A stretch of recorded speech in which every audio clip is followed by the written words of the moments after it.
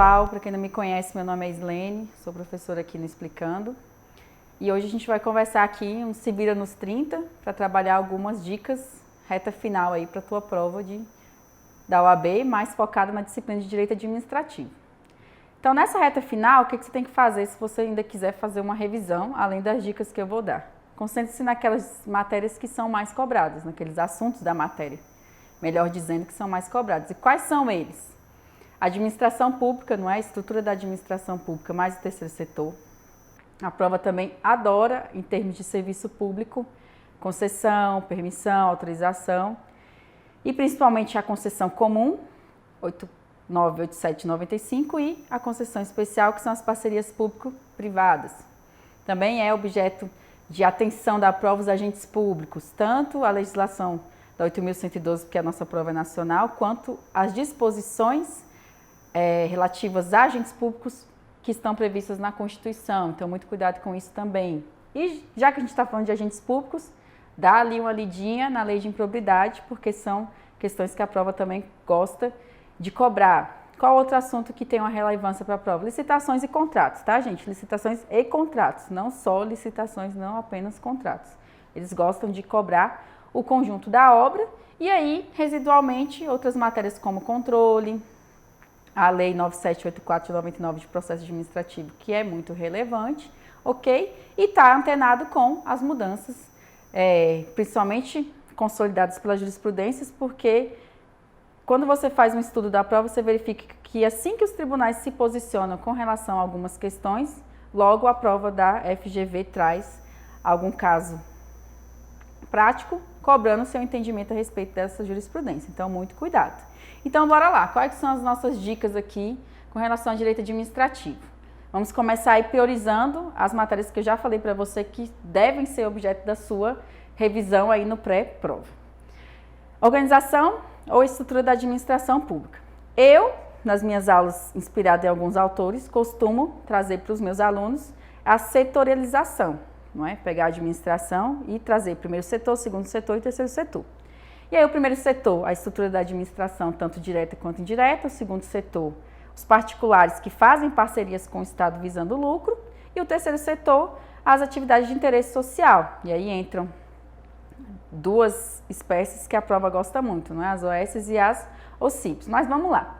Administração pública direta. O que a gente tem na administração pública direta? Os órgãos públicos. Órgão público criado e extinto por lei e não tem personalidade jurídica. Aí eu sempre peço meus alunos tomarem cuidado com o quê? Com a personalidade ou capacidade judiciária, que é a possibilidade de, excepcionalmente, alguns órgãos, seja porque a legislação permite que eles o façam, como o PROCON, ou porque eles estão na cúpula, são os órgãos independentes, de estarem, diante das suas prerrogativas institucionais, perante o judiciário respondendo diretamente, não é? Figurando no polo das ações, ok? Então, cuidado com isso, seria a minha primeira dica aí relativa à administração pública direta, órgãos, não tem personalidade. Administração pública indireta, a gente entra em quem?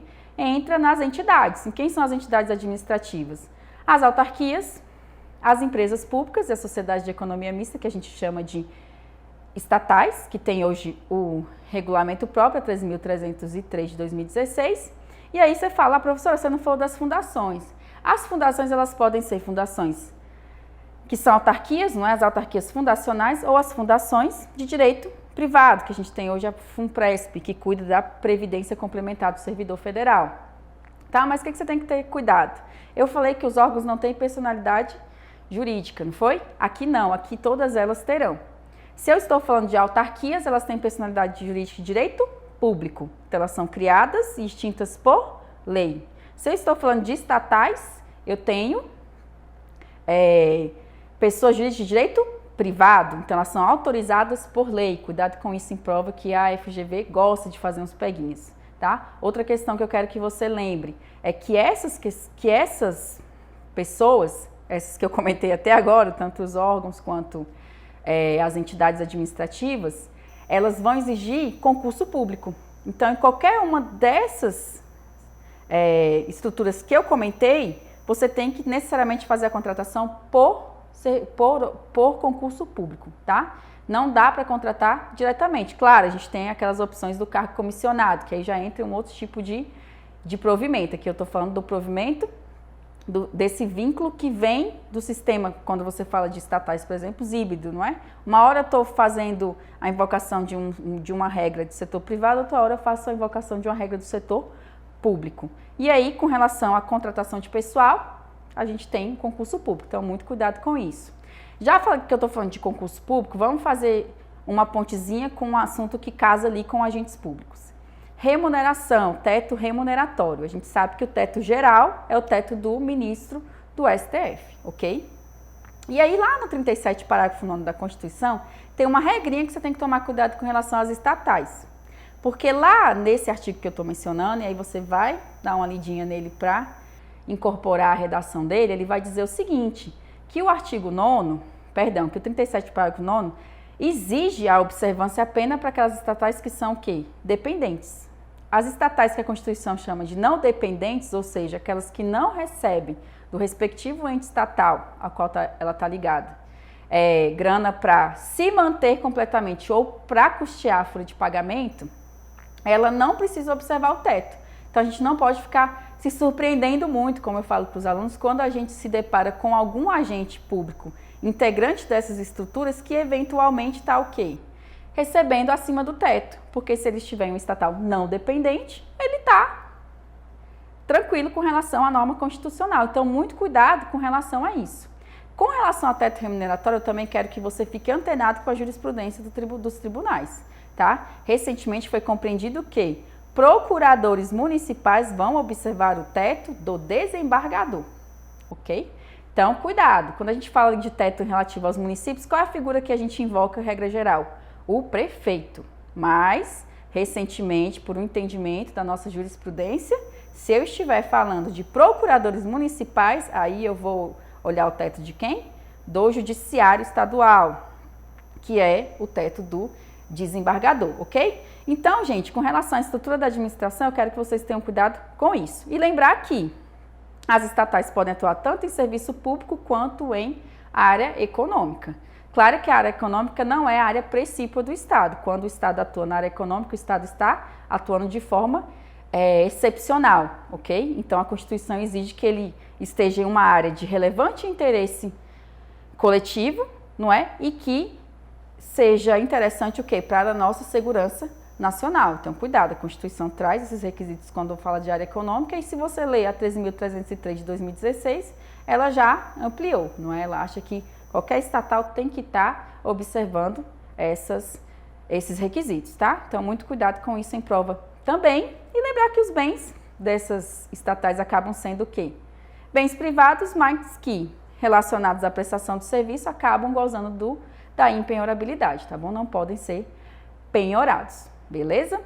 E aí, de estrutura da administração, primeiro setor, era isso que eu queria conversar com vocês. Segundo setor, concessão, permissão e autorização. O que a prova gosta mais? Da concessão, porque a concessão ela é mais complexa, tá? Na concessão você vai dar uma olhadinha na sua legislação 8987/95, que vai regular a legislação relativa à concessão comum. E aí a gente tem quais regras mais invocadas na nossa prova? Bem, princípio da continuidade, tá? Lembrar que o serviço deve ser prestado continuamente, o serviço público não pode parar. Embora a gente saiba que hoje a jurisprudência permite que exista o quê? A greve, não é? Só que ela vai ser espelhada na legislação que tem no setor privado. E aí, com relação à greve, de vez em quando eu vou fazer umas pontes, tá, gente? Igual agora, a gente está falando de concessão, mas eu lembrei de uma questão relativa à greve, então a gente já vai dar a dica dela. E aí você tem que tomar cuidado do quê? Militar faz greve? Não faz. Só que recentemente também a jurisprudência entendeu o seguinte, que qualquer serviço público da área de segurança pública também não pode fazer greve. Então, cuidado com isso, tá? A limitação dos militares foi ampliada para aqueles que estiverem prestando serviço de segurança pública. E vamos voltar aqui para a nossa concessão. O que a gente tem que observar da concessão? Eu falei para você do princípio da continuidade. Tem que lembrar que o particular pode o quê? Fazer atividades alternativas que vão ficar vinculadas àquela prestação de serviço e gerar uma renda. Por que é permitido isso? Eu sempre dou o exemplo o quê? Do ônibus, não é? O ônibus ele tem aquela parte do marketing. Eles colam lá na parte traseira um tipo de propaganda. Para quê? Para gerar renda, porque aquela renda associada ao serviço vai auxiliar em um outro princípio, que é o da modicidade, a prestação de um serviço com tarifas módicas, ou seja, tarifas acessíveis aos usuários, ok? Então, cuidado aí com esses princípios, continuidade, modicidade, possibilidade de exploração de uma atividade alternativa, tá? Que gere renda para o concessionário, ok? Tudo com permissão, óbvio, do poder concedente. E aí o artigo 35 da 89, 87 e 95, que é clássico nas nossas provas da FGV, não é? Quem está aí fazendo certinho e resolvendo questões sabe que eles adoram as formas de extinção da concessão. E aí você vai tomar cuidado especificamente com quais? Encampação e caducidade. São os que eles gostam mais. Lembre-se que a encampação, ela tem como fundamento um interesse público. É manifestado um interesse público que faz com que aquela concessão seja extinta. Então, você vai tomar cuidado na sua prova o quê? Não vai aparecer o particular, o concessionário no nosso caso, fazendo uma prestação ruim do serviço público. Não. Ele vai estar legal, cumprindo tudo perfeitamente. No entanto, o interesse público vai fazer com que a administração encampe, mas a administração não faz isso de forma direta. Ela precisa o quê? De uma autorização legislativa, de um decreto, de uma indenização prévia e aí sim ela pode encampar. Então, cuidado, ok? É o interesse público e o preenchimento desses requisitos. A caducidade já é o inverso. Na caducidade, a gente tem o concessionário falhando na prestação do serviço. Então, ele vai dar motivo para extinção.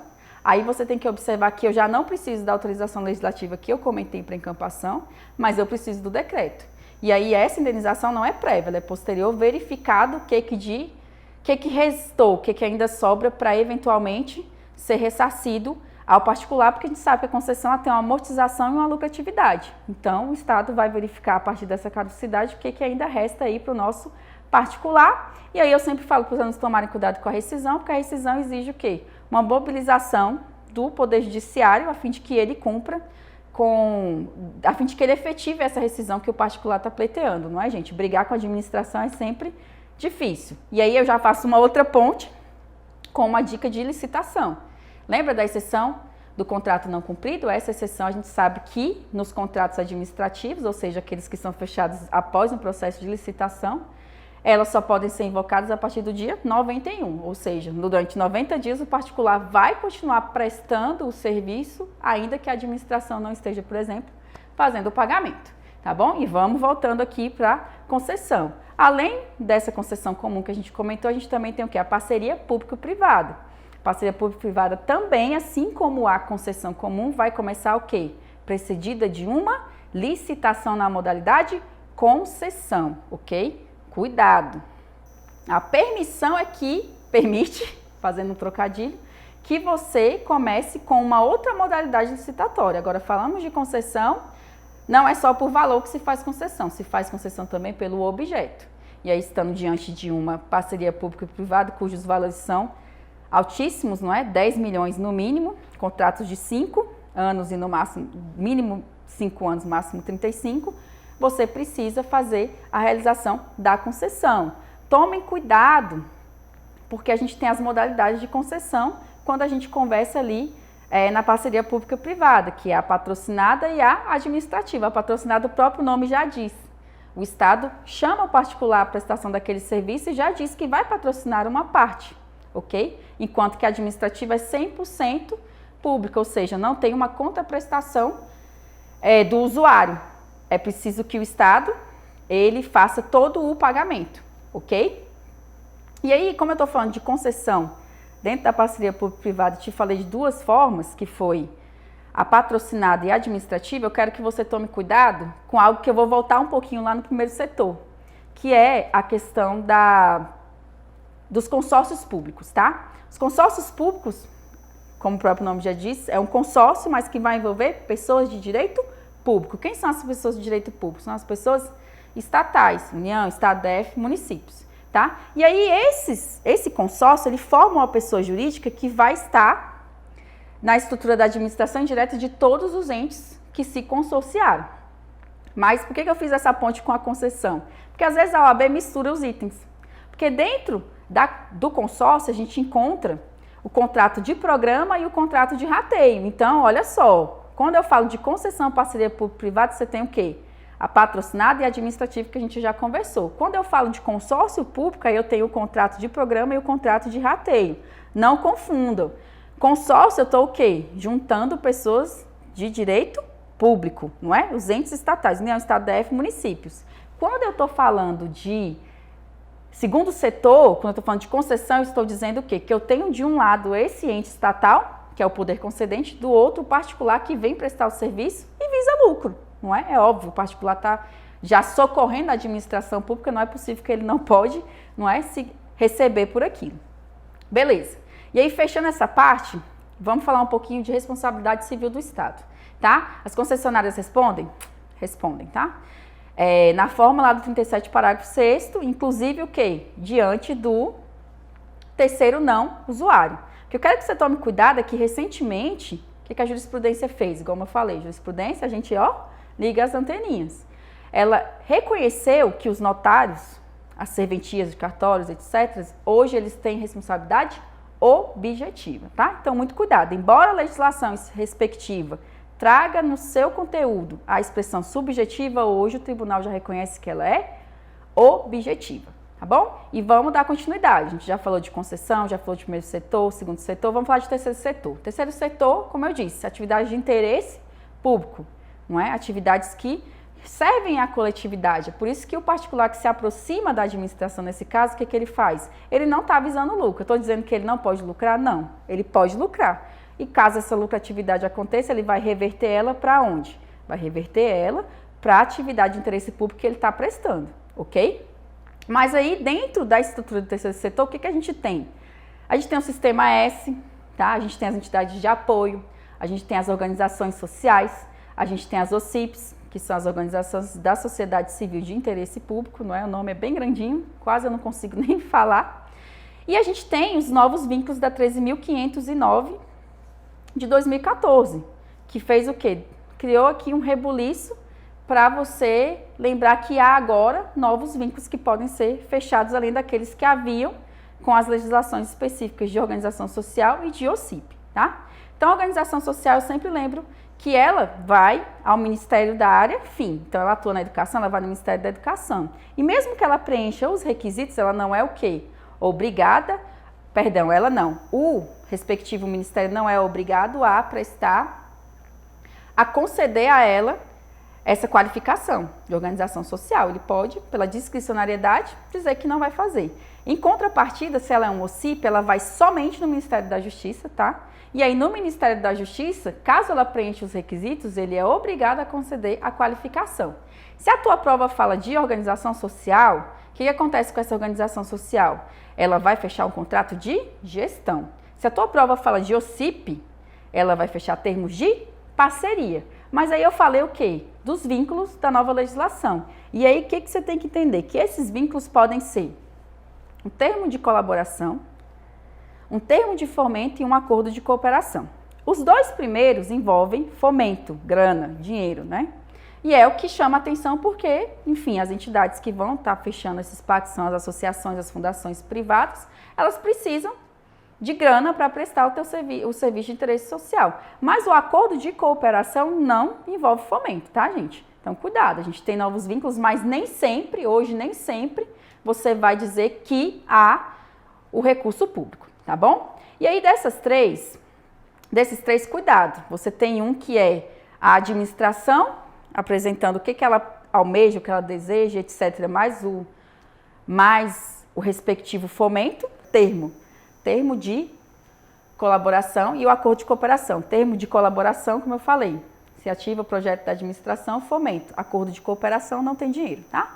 E o termo de fomento, que aí a entidade da sociedade civil que tem o interesse de receber aquele recurso traz o projeto para a administração. Então, muito cuidado, tá? Quem é que está tendo iniciativa na tua questão e qual é o tipo de fomento que está sendo fechado? Qual é o termo de fomento?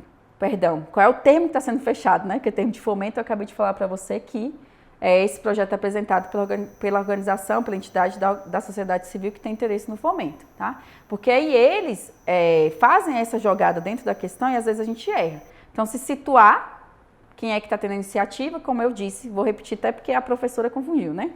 Vocês verem como podem pegar a gente em prova. Se eu estou falando de um termo de colaboração, iniciativa da administração, projeto, fomento. Se eu estou falando de um termo de fomento, iniciativa da sociedade de interesse civil, não é? Que tem interesse nessa verba pública. Se eu estou falando de um acordo de colaboração, não envolve grana, ok? Mas envolve essa parceria entre Estado, administração pública e sociedade civil na prestação de interesse social. Então, vamos lá, a gente falou de administração direta e indireta, falamos de concessão, falamos pontuamos agentes públicos, responsabilidade. E aí vamos falar um pouquinho de licitação, não é? Exorcizar um pouquinho da licitação, que é algo que vocês têm bastante medo, né? Licitação, gente, não tem como correr da 8666, embora a gente tenha ganho outros sistemas normativos que saltam os olhos do doutrinador e da prova recentemente, qual a gente pode destacar, sistema de registro de preços, pregão e também o RDC, Sistema Diferenciado de Contratação, e aí todos esses você tem que dar uma certa atenção, principalmente ao objeto de licitação, não é? Porque quando a gente fala de pregão, a gente fala de bens comuns, RDC você vai ter que dar uma explorada aí no artigo 1º que traz o rol do que pode ser objeto de RDC, e o Sistema de Registro de Preço é a ata que é feita para poder vincular aquele valor que foi registrado, tá? E aí, com relação à licitação, o que a nossa prova gosta? A nossa prova adora o artigo 49, que vai trazer a possibilidade de revogação da nossa licitação, tá? E essa revogação ela pode acontecer quando? Quando o fato superveniente justificar essa revogação. Então, vai dar uma olhadinha lá no artigo 49. Também toma cuidado com o 109, que vai trazer os recursos, porque a gente fala que a regra é que o recurso não tenha o quê? Efeito suspensivo, não é? Não tenha. Porque a administração prossegue, apesar dos seus recursos. Mas no caso de habilitação dentro da licitação e também de julgamento ou classificação, haverá, conforme o 109 você vai dar uma lidinha lá, a interposição de recurso, e esse recurso vai ter efeito suspensivo. Também toma muito cuidado em licitação quando aparecem as microempresas e as empresas de pequeno porte, porque tem um monte de tratamento que é benéfico para elas, não é? Lembra que elas podem, até na fase de habilitação, apresentar documentos de regularidade posteriormente, ok? Tem o empate ficto, ou seja, até 10% dos demais é considerado empatado nas modalidades que não sejam pregão, porque no pregão é até 5%, tá? Tomar cuidado que nem toda licitação começa com edital. Se a gente estiver falando do convite, ele começa com a carta convite, ou ainda, se tiver um valor 100 vezes o maior valor que foi recentemente alterado por decreto, você precisa realizar o quê? Uma audiência pública. Então, muito cuidado com essas miúças, esses detalhes, porque a FGV tem demonstrado uma preferência sobre eles. E aí eu falei para você de revogação. E aí me veio à cabeça que revogação está relacionada ali a atos administrativos e também está relacionado a poderes. E aí poderes, eu sempre falo para os alunos tomarem cuidados. Dentro dos poderes, qual que é o poder que a prova gosta mais? Poder de polícia, não é? E aí poder de polícia está ali relacionado com o nosso princípio da proporcionalidade e da razoabilidade, muito cuidado. Não é porque a administração pode dar determinadas imposições para a gente de conduta e também de punição que ela faz ao bel prazer, não é? Então, sempre a prova cria umas ponderações que você tem que estar bem atento. Mas eu tenho conversado muito sobre o ciclo do poder de polícia, porque a gente tem pacificado que pessoas jurídicas de direito público exercem poder de polícia. E aí vem o ciclo do poder de polícia, não é? Mesmo dentro do poder de polícia hoje você tem atenuações, possibilidade de prestação por pessoa jurídica de direito privado. Então, o que é esse ciclo? Ele tem 4 etapas. A primeira é a ordem, a lei, não é? Designando o que é feito em termos de poder de polícia. A segunda é o consentimento. O terceiro, a fiscalização. E o quarto, a sanção. Bem, o que a gente tem? Claro que vira e mexe, a gente ainda esbarra em uma ou outra legislação que tem ampliado essa concessão, mas o que a gente ainda tem visualizado, inclusive, em provas de 2018 da FGV? Que desses 4 que eu falei para você, 2 são possíveis de delegação para pessoas de direito privado. E quais são esses 2 possíveis? O consentimento e a fiscalização, porque a gente entende que o consentimento e a fiscalização são atos de gestão, enquanto a lei e a sanção são atos de império. Então, atos de império, eu não posso fazer o exercício pelo particular, não é? é o poder público, é a pessoa de direito público que pode exercer, enquanto que os atos de gestão já permitem essa delegação. Então, é possível que você tenha na sua prova, por exemplo, a administração pública criando uma entidade da administração de direito privado, exercendo essas duas competências. Falei de delegação, lembrei de outro aspecto importante, a 9784 de 99, que é a lei do processo administrativo, tem que ser devorada por você, e eu espero que já tenha sido, não é? Nessa altura do campeonato. Mas aí eu queria destacar com você 2 artigos dela nesse momento. Primeiro o 13, tá? Relativo à delegação, o 13 vai dizer o quê? O que que você não delega. Então, a sua prova vai trazer lá a delegação, aí você vai lembrar que a delegação não necessariamente precisa de subordinação, tá bom? E aí, não precisando de subordinação, eu posso ter ali, sem nível hierárquico, a delegação. Mas existem questões, demandas, que não podem ser delegáveis. E aí é o artigo 13 da 9784 de 99, que vai dizer o quê? O recurso administrativo não pode ser delegado, uma competência exclusiva não pode ser delegada, e também não pode ser delegada a competência normativa, não é? A gente sabe que existem os atos normativos e também há uma possibilidade de normatização dentro aí da administração. Recentemente a gente teve o presidente regulamentando questões relativas a porte e posse de arma, etc. E aí foi todo aquele burburinho porque era o poder regulamentar, a possibilidade de que eventualmente o executivo tem de criar normas, claro que não inova, etc.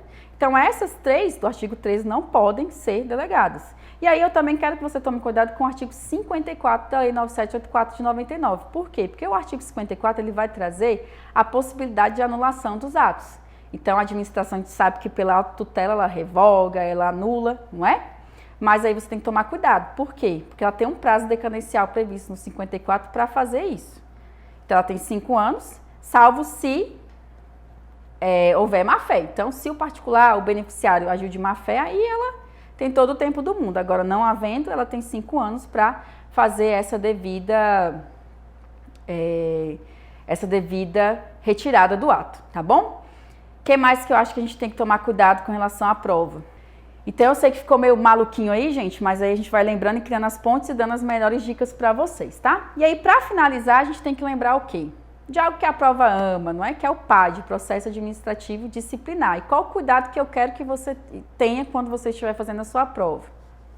A FGV, ela gosta de trazer 3 situações que trazem o rito sumário. E quais situações seriam essas?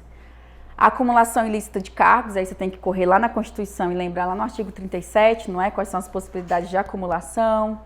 2 cargos de professor, um cargo de professor com técnico científico e os cargos de saúde com as profissões devidamente regulamentadas.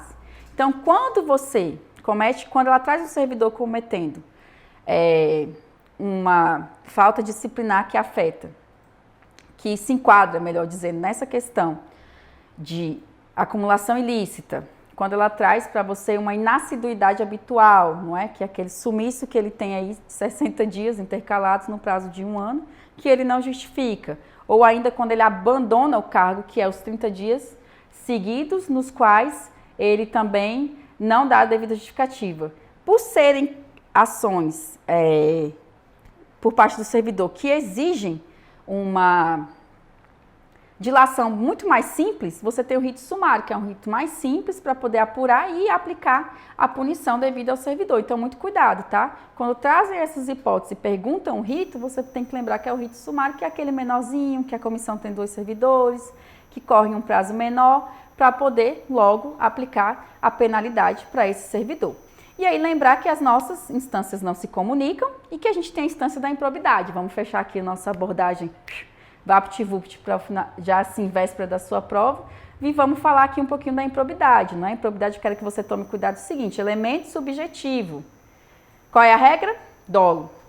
Mas a gente tem o quê? Quando eu causo dano ao erário. Causar o dano permite, excepcionalmente, a modalidade culpa. Eu quero que você tenha cuidado também com o artigo 17, relativo à lei de improbidade, porque o artigo 17 vai trazer para você o rito do processo. E aí você tem que tomar cuidado com aquela fase de notificação que acontece, não é? Antes do recebimento, propriamente dito, da ação de improbidade.